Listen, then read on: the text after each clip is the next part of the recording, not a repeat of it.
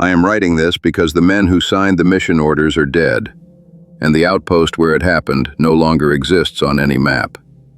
What we encountered that night was not the enemy we trained for, not insurgents, not civilians, not even the dead, at least not the way death is supposed to work. We were deployed to secure a village that had gone silent after weeks of strange radio traffic and missing patrols. Command called it a containment failure. Locals whispered a different word, one we laughed at then. By morning, half my unit was gone. By nightfall, the mission collapsed into pure horror. Welcome to Combat Lore Files, where the shadows of war live on. Hit subscribe and get nightly drops of stories like this. Some places vanish because they were never meant to be found again. I'm recording this now because time has worn down the fear just enough for my hands to stop shaking when I remember that night, though not enough to forget it. I was a serving soldier then, part of a composite reconnaissance unit assembled quietly and without ceremony. The kind of unit that exists only on paper for a few hours and then disappears. My call sign doesn't matter, neither does my rank. What matters is that we were chosen because we asked fewer questions than most, and because we had learned, through experience, that curiosity and survival rarely walk the same road. The orders came shortly after sunset, delivered in a black folder with no unit markings and no issuing officer listed. When I opened it, the first thing I noticed wasn't the text, it was the map, or rather, the absence on it. A square of land near the border had been aggressively crossed out with thick black ink, the kind used to censor faces in classified photographs. Where a village name should have been, there was only a smear, as if someone had tried very hard to make sure no one could ever say it aloud again. Command briefed us in a concrete room that smelled of cold dust and old cables, the lights humming overhead like insects.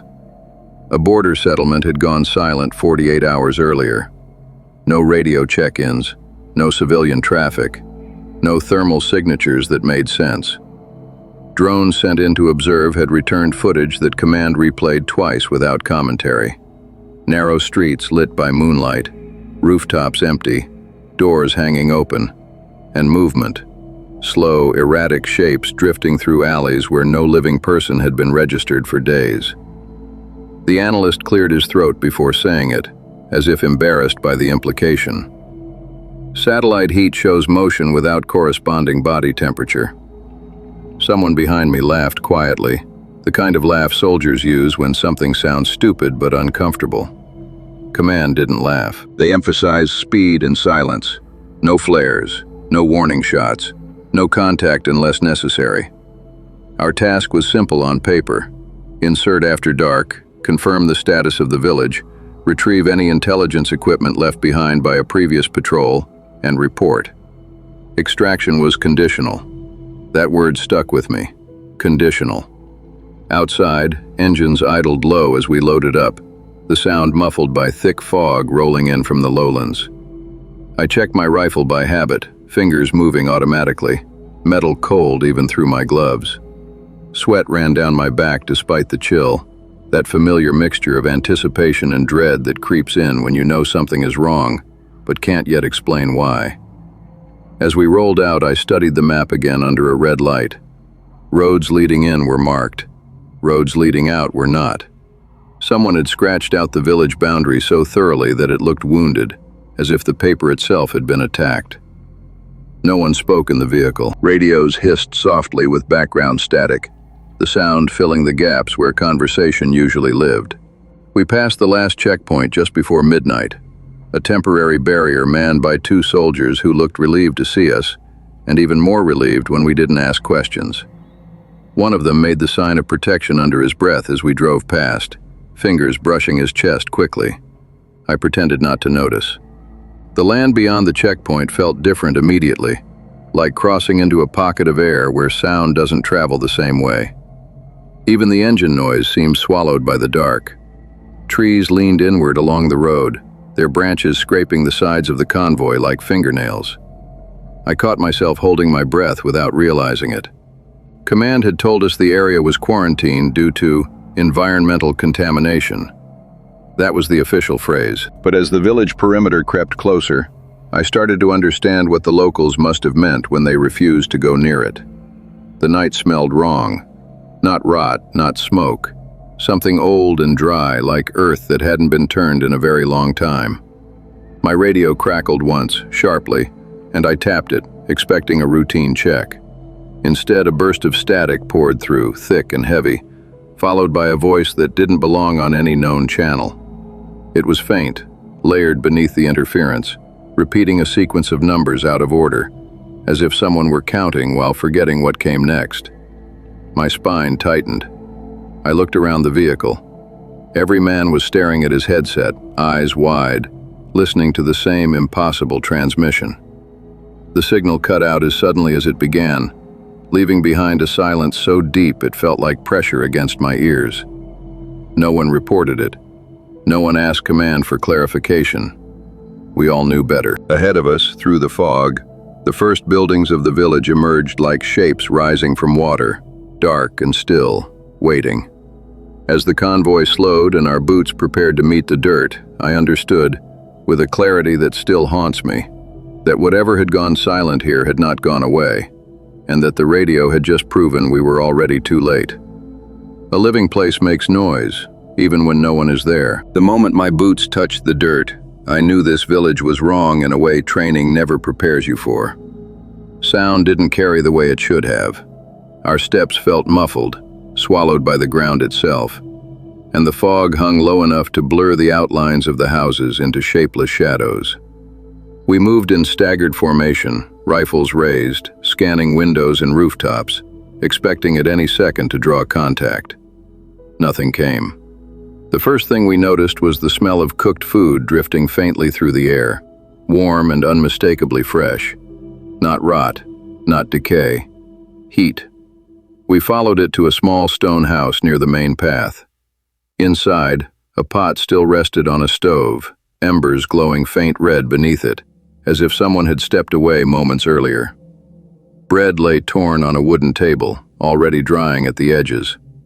A cup had tipped over, its contents spilled and untouched. It felt less like an abandoned village and more like a paused moment, as if time itself had been ordered to stop breathing. We cleared house after house with growing unease. Doors stood open, hinges creaking softly when nudged by the wind. Children's shoes were lined neatly near thresholds. Prayer beads hung from door frames, swaying gently though there was no breeze strong enough to explain it. There were no signs of struggle, no blood, no bodies. That absence weighed heavier than any massacre I had ever seen.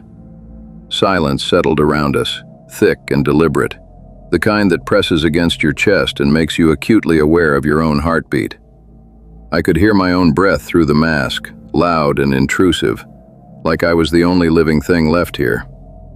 Over the radio, squad leaders whispered status updates, their voices low, clipped, professional, but I could hear the tension stretched tight beneath every word. We reached what looked like the village center, a narrow square marked by a dry well and a charred post where notices had once been nailed.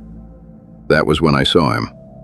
He emerged slowly from behind a collapsed wall, thin and hunched, wrapped in layers of faded cloth.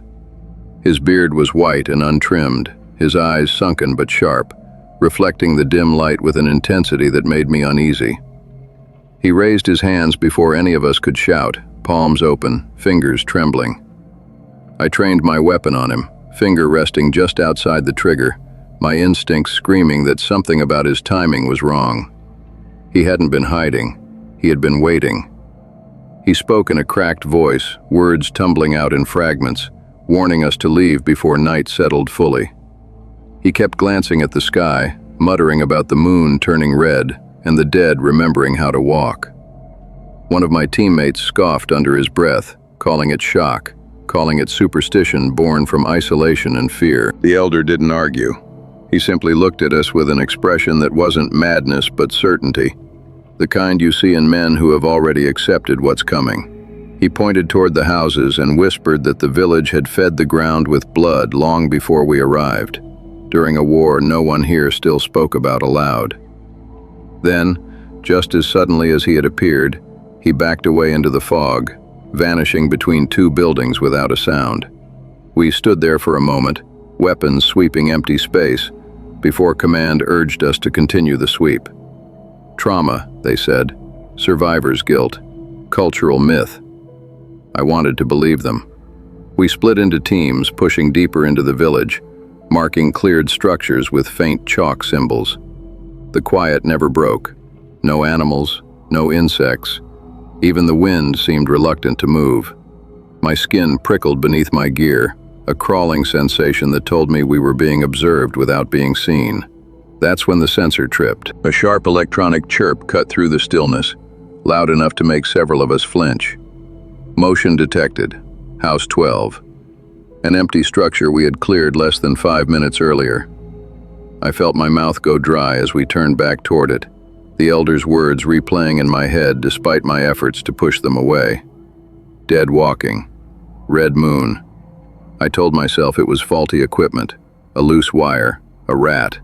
But as we approached the doorway and the sensor chirped again from inside a house that should have been lifeless, the silence around us tightened, as if the village itself was holding its breath, waiting for us to step inside.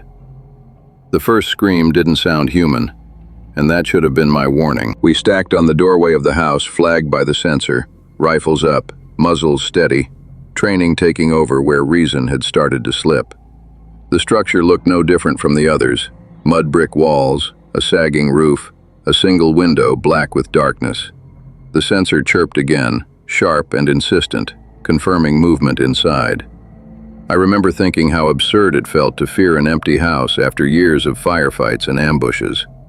One of our guys kicked the door in hard, wood splintering inward, the crack echoing too loudly in the dead air. We flooded the room in seconds, lights snapping on, beams cutting through dust motes drifting like ash. Nothing. No one. Just overturned furniture and a faint smear of something dark along the far wall that didn't quite look old enough to ignore. The sensor continued to blink, insisting there was motion where our eyes saw none. We cleared the rest of the house room by room, each space emptier than the last, until we stood outside again, frustration rising, nerves tightening. Command chalked it up to interference and ordered us to reset the device. That should have been the end of it. It wasn't. 10 minutes later, one of our perimeter men failed to respond to a radio check. His position was barely 30 meters away, covering a narrow alley we'd already swept twice. I volunteered to check on him, 2 others moving with me, our lights cutting tunnels through the fog.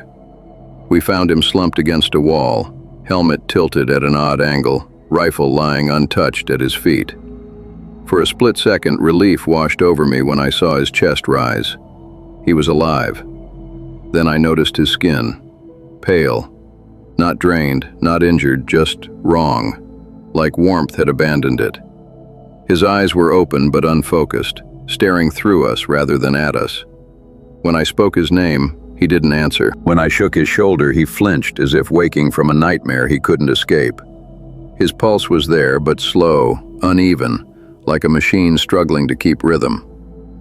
We got him back to the square, sitting him down, running checks, calling it shock again because that word still felt safe.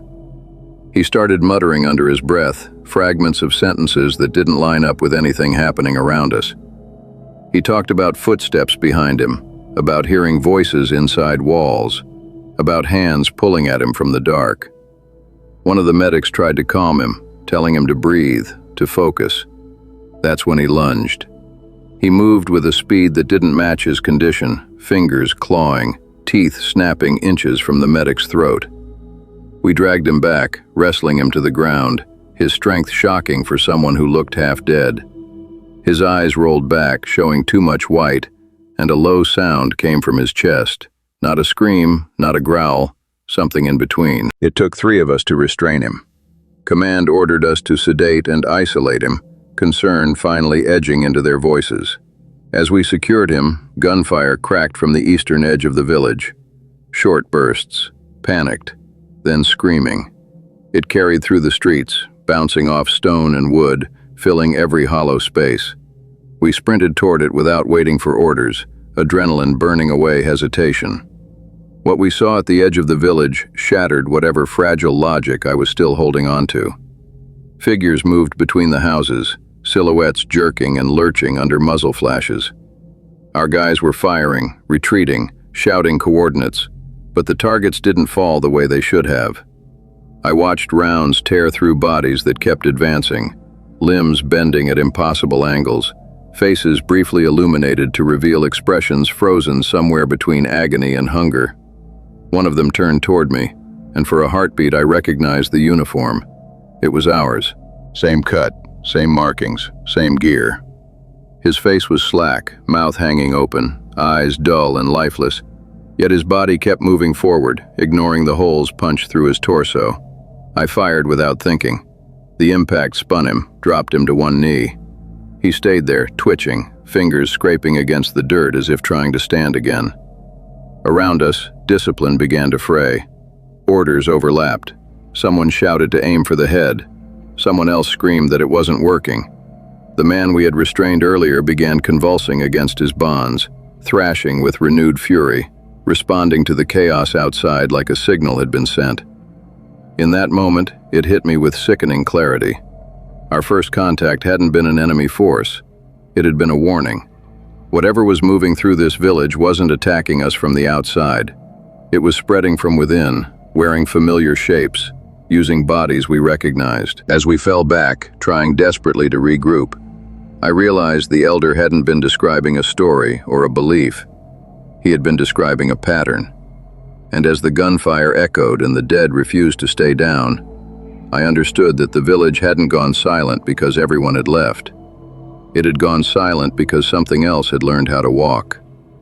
I learned that night that fear doesn't arrive all at once. It layers itself quietly until you can't tell where instinct ends and panic begins. We pulled back toward the village center, boots slipping on loose dirt, breath tearing through our lungs as if the air itself had grown thinner. Training said, establish a defensive perimeter. Reality said, survive the next 10 seconds. Muzzle flashes carved brief, violent shapes out of the darkness, lighting faces that should have been familiar and now weren't. Every time the light died, the village swallowed us again, reshaping itself in the dark. I fired in controlled bursts, counting rounds by feel rather than sound, watching bullets strike with effects that made no sense. Chests caved in, arms shattered, bodies folded, and then kept coming. There was no spray of blood the way there should have been, no violent confirmation that a hit had mattered. What spilled from them was dark and sluggish, soaking into the ground like oil, as if the earth was eager to take it back. Someone yelled for headshots, the word cutting through the chaos like a lifeline. I adjusted my aim and fired again. One dropped instantly, skull ruptured, body collapsing in a way that felt mercifully final. Another staggered, lost half its face, and still dragged itself forward, fingers digging into the soil with stubborn intent. That was when discipline truly began to crack. You can't reason with something that doesn't value its own survival. Radios filled with overlapping voices, range calls, casualty reports, shouted prayers, until the channel dissolved into static and broken syllables. Command tried to regain control, barking orders that arrived seconds too late, distorted by interference that hadn't been there before. The sound reminded me of breathing through water.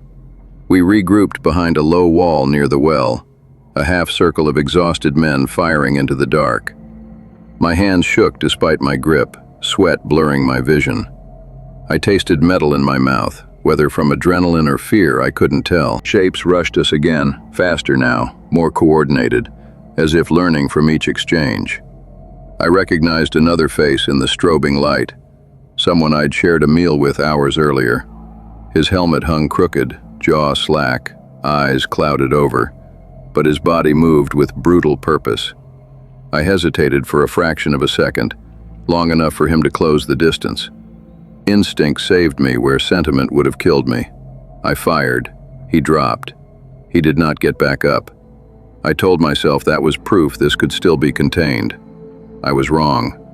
The ground around the village seemed alive with movement, figures emerging from alleys we'd already cleared, from doorways that had been empty moments before. It felt like the place itself was producing them, pushing them outward like a wound refusing to close. Our ammunition counts dropped fast, Magazines hit the dirt, empty and useless, piling up at our feet. Someone screamed that air support was inbound, and for a brief, fragile moment, hope flared. Then Command's voice cut in, flat and controlled, stripping it away. No engagement authorized, no airstrike, no illumination. The word containment surfaced again, heavier now, its meaning clearer. We weren't being rescued, we were being managed. I ducked behind cover as something slammed into the wall hard enough to crack stone. Its breath rasped inches from my ear, hot and sour, smelling of old earth and something chemical. I shoved it back and fired point blank into its face. It collapsed, twitching, fingers curling and uncurling like it was trying to remember how hands worked. Around me, men were breaking, shouting, freezing, firing wildly, while others moved with terrifying calm, emptying magazines with mechanical precision because emotion had burned out entirely. I realized then that the stories we tell about courage are lies we tell after the fact. In the moment, there is only momentum, forward or back, live or die. As the perimeter shrank and the dead pressed closer, it became painfully clear that we weren't fighting an outbreak or an enemy force. We were fighting a rule that had changed, one where bodies no longer meant lives and killing no longer meant stopping. And as the radio hissed and the night closed in tighter, I understood that whatever was happening here had already passed the point where human logic could reach it, and that this village was no longer a battlefield, but a threshold we had crossed without permission. Every operation has a briefing you're given, and another one you're meant to uncover too late. We fell back into a narrow corridor between two collapsed houses, using the broken stone for cover while the noise ebbed just enough to think. The dead didn't rush us all at once anymore. They lingered at the edges of light, shifting and swaying, as if waiting for a signal only they could hear. My breathing sounded obscene in the quiet, loud and wet inside my helmet. That was when I saw the elder again. He stood near the dry well, untouched by the chaos, lantern raised in a shaking hand.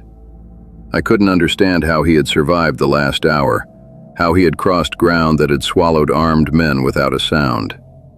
He looked at me directly, eyes reflecting the firelight like polished stone, and for the first time he spoke clearly, without fear. He said the village had been a killing ground long before borders were drawn and uniforms changed. Decades ago, soldiers had marched people here at night, accused them of aiding the wrong side, and executed them by the well. The bodies were burned hastily, buried shallow, the land sealed with silence rather than ritual. He said the ground remembered what men tried to forget. I wanted to dismiss it as myth stitched together to explain terror, but the words lodged deep, aligning too neatly with what I'd seen. He told me the dead walk when violence repeats itself, when blood is spilled where blood has already soaked the earth. He said the moon turning red wasn't an omen in the sky, but a stain in memory, reappearing whenever history circles back on itself. Before I could ask anything else, a low vibration rolled through the ground, subtle but undeniable, like a distant engine starting up beneath our feet. The elder backed away, whispering that the land had been fed again tonight. He disappeared into the darkness, leaving the lantern behind, its flame guttering but stubbornly alive. The vibration grew stronger, and with it came movement from places we had already cleared. Hands pushing through dirt, figures pulling themselves upright as if following a script written long before we arrived. Radios crackled with frantic updates as squads reported contacts where there should have been none. It felt like the village was unfolding, revealing layers we weren't meant to see. Command came back on the line, their tone clipped, impatient, asking for confirmation of hostiles and numbers. I tried to explain, words failing me, logic collapsing under the weight of what was happening. There was a pause on the other end, long enough to feel intentional, and then new instructions came through, colder than before. Hold position, do not pursue, prepare for escalation. That was when I understood the legend wasn't just local folklore. Someone in command knew. Maybe not the details, maybe not the truth, but enough to treat this place like a sealed wound that must never be reopened. The dead advanced again, more numerous now, emerging with a terrible patience, faces slack, eyes empty, bodies animated by something that had nothing to do with survival. We fired, retreated, reloaded, the rhythm turning mechanical, emotion burning away until there was only motion and noise. Through it all, the elder's words echoed in my head, reframing every order, every shot, every death. This wasn't an accident. It was a pattern repeating itself, violence calling to violence, the past answering the present with interest. As the ground continued to tremble and the dead closed in, I realized our mission had never been about reconnaissance or recovery.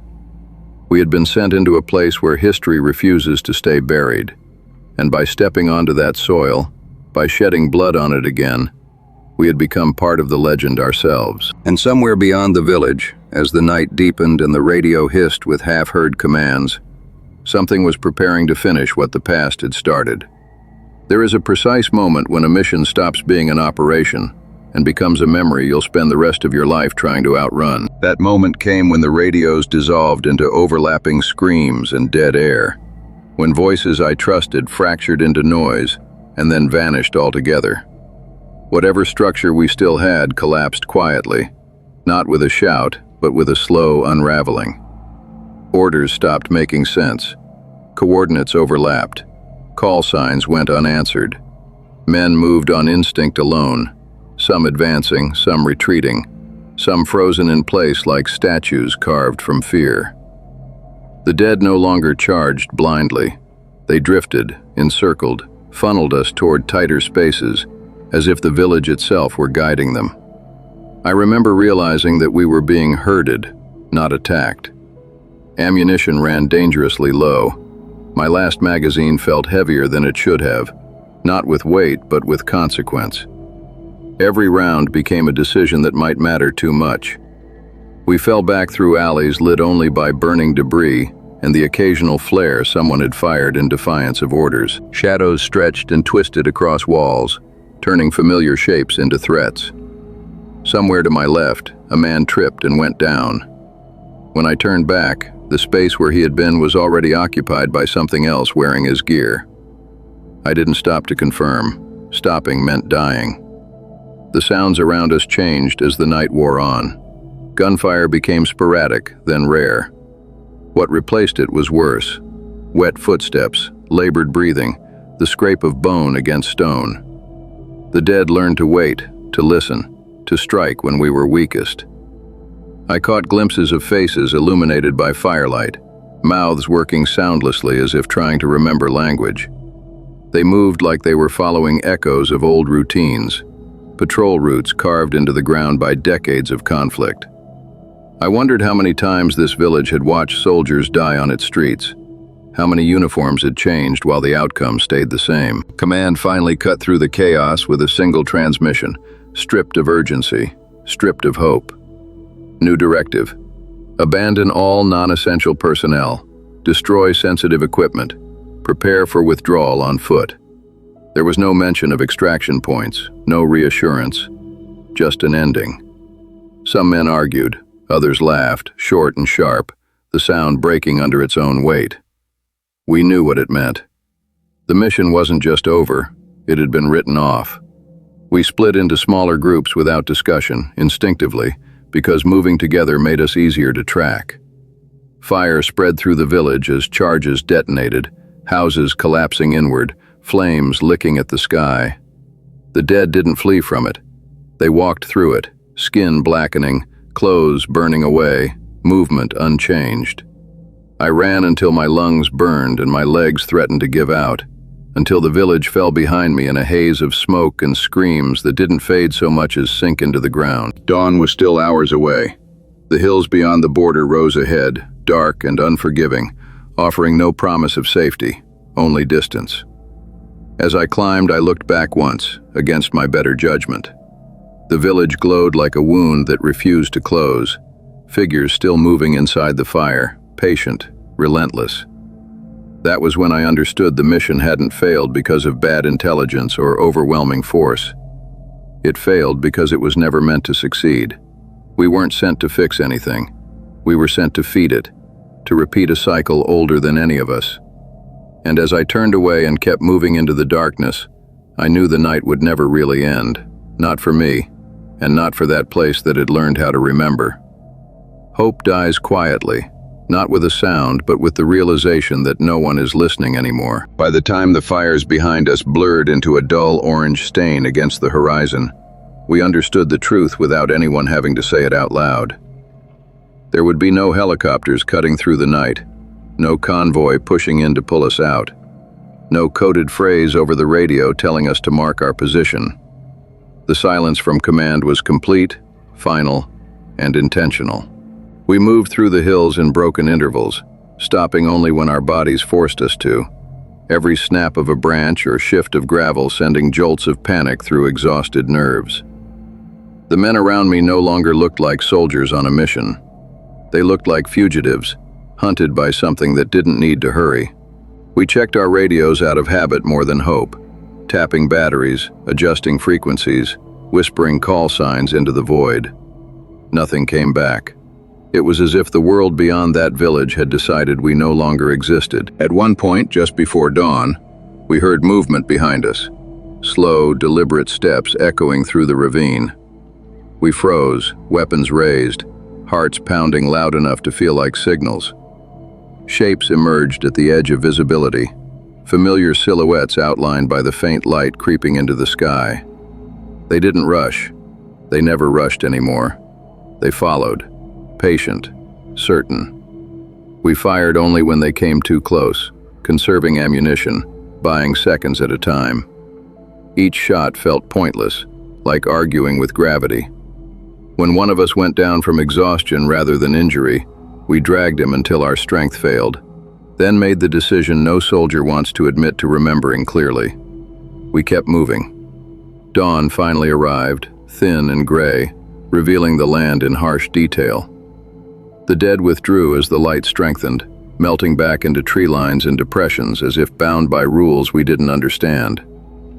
The silence that followed was worse than the pursuit. It felt earned, like the quiet after a sentence has already been carried out.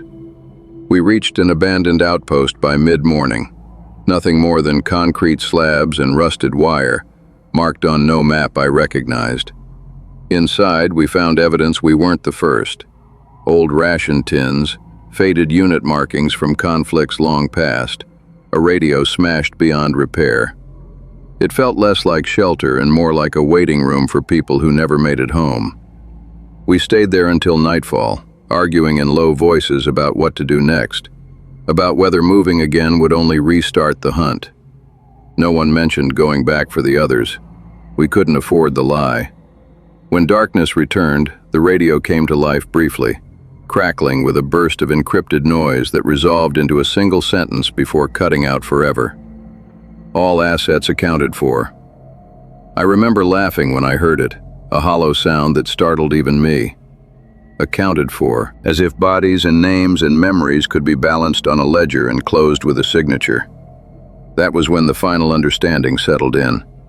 We weren't survivors in the eyes of command.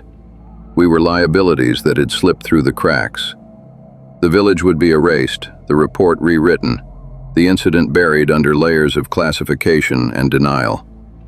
Any rumors that surfaced would be dismissed as folklore, local madness, enemy propaganda.